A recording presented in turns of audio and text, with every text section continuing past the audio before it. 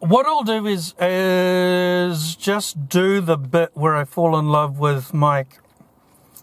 We'll do the old version because I stopped creating the story once I left him. So that really hasn't progressed. This story is basically done. It's in the past now. The reason I can tell these stories so freely is that the emotional attachment and the anxiety of working these issues through in my real life are over and dealt with. So the stories just are stories now, which have no meaning to me anymore. So Ryan is like collecting all these old Nintendo, Sega, Dreamcast games,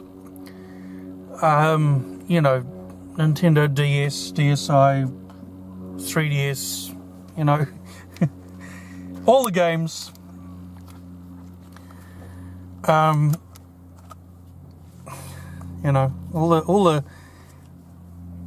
All the original games in their boxes with the manuals, which are worth 10 times more than just the loose cartridges.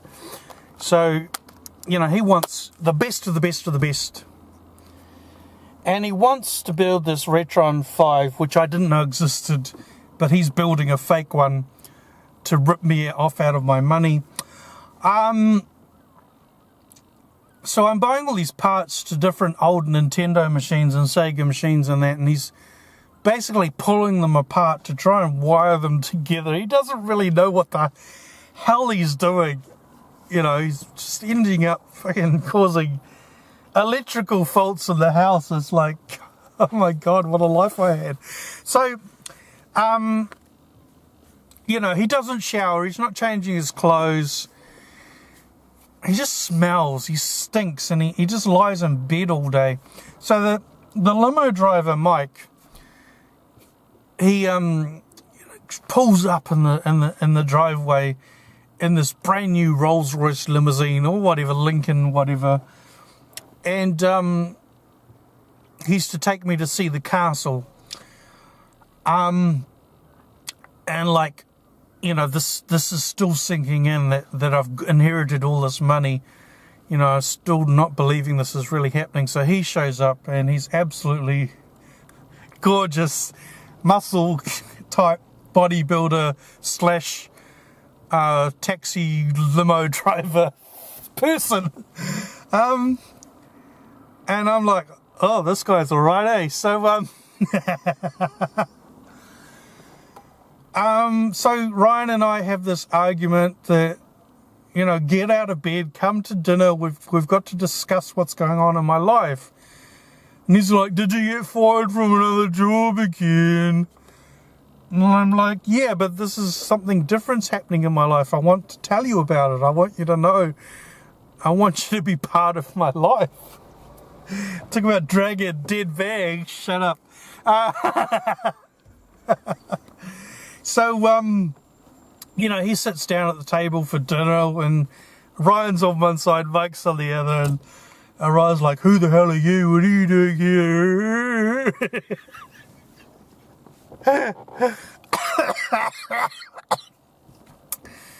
And so we have an argument that night about who this driver is. I'm trying to tell him he's just a limo driver. He's going to be my new driver. And he goes, oh, what are you going to, is that your new job? You're going to be a limo driver now. And I'm like, oh, no, I've got something to tell you. I've just inherited my grandfather's money. I can buy you whatever you want now. If you clean up your life, if you go have a shower, I will give you whatever you want. You can have your Retron 5. We'll hire people directly from Nintendo and Sega to build you this dream machine of yours. So we'll pay for the whole thing, And he grudgingly agrees, but he doesn't have a shower. Stinks like... forget it. Okay, sorry. His teeth. Oh my God. You shut up. So,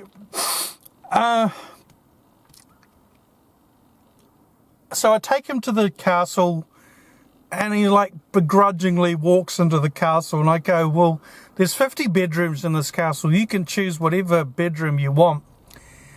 And that's, I can't remember what movie that's from, but there was this one movie where there's this gigantic bedroom. It's not Lion Witch from the Wardrobe, it's something else. But so he chooses the biggest bedroom he could find, and so there's a bed at one side, and the other side I've given him basically a credit card, and he comes home a week later and he's got this massive 100-inch flat screen TV, Dolby Digital surround sound thing in his bedroom, and he's got every type of console you could ever dream up and imagine. I mean, even the Bladia and the oh god, have you forgotten all their names now? All of them: Sega Master System, Mega Drive, Genesis, which is the same thing, SNES, NES, Turbo Duo CD, the PC Engine, everything you can think of. He's got one of each in working condition, and about 10 of each all busted conditions. And I hire a couple of techs to help him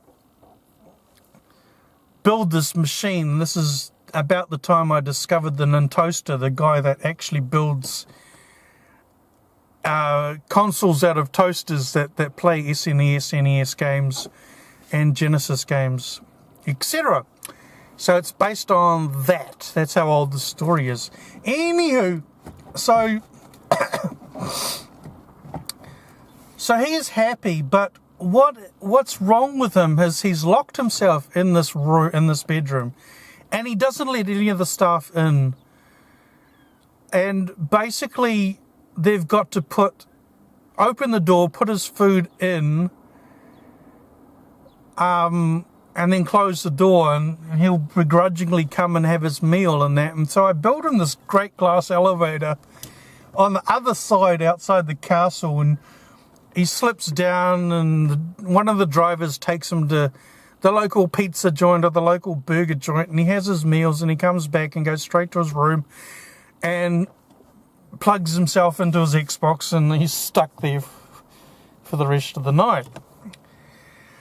And in the meantime, this, me and Mike, the limo driver, I'm giving him more and more responsibility on looking after the staff, so him and the butler are promoted to being more like managers of the castle staff and the tourist attractions, the camping ground and the locomotive and the boat, the fishing boat and everything. They're kind of in charge of that. And so I find myself falling in love with Mike, but Ryan's still upstairs locked in his room. And so basically, in the end of this whole story, I give Ryan about a week to at least shower. God damn it.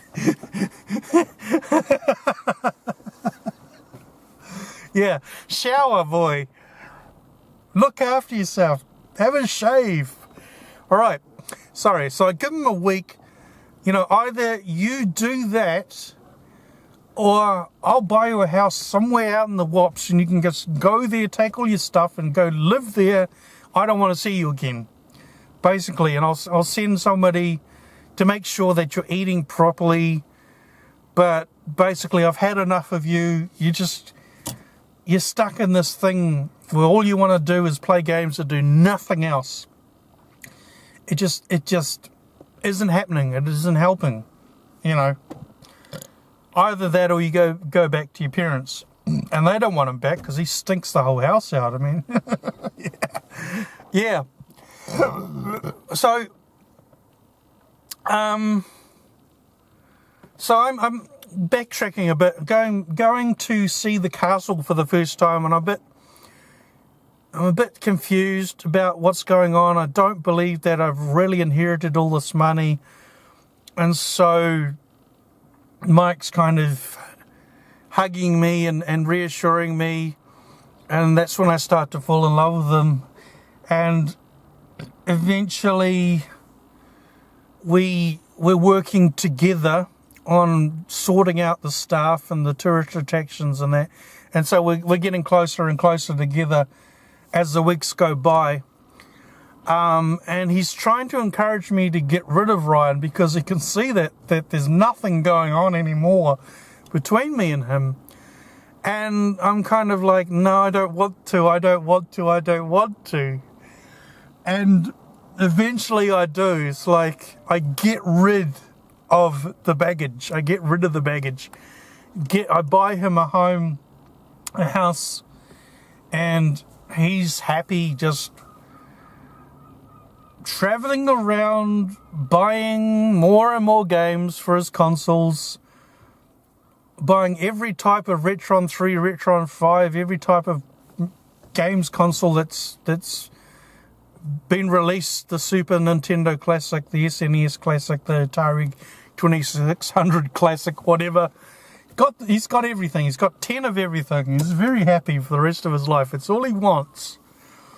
And so that's just in the background from now on. And so Mike's on my special team, where all we do is we kind of dress down as just normal people. Even though I'm a multi-billionaire, whatever, I'm just dressing in a tank top and a hat and don't look out of place. And the thing is, do I bring that story into it or not? I don't think I will this time, but next time there is an extra part I have to, don't I? Because my grandfather had the worst reputation of any businessman, including Donald Trump, in the world,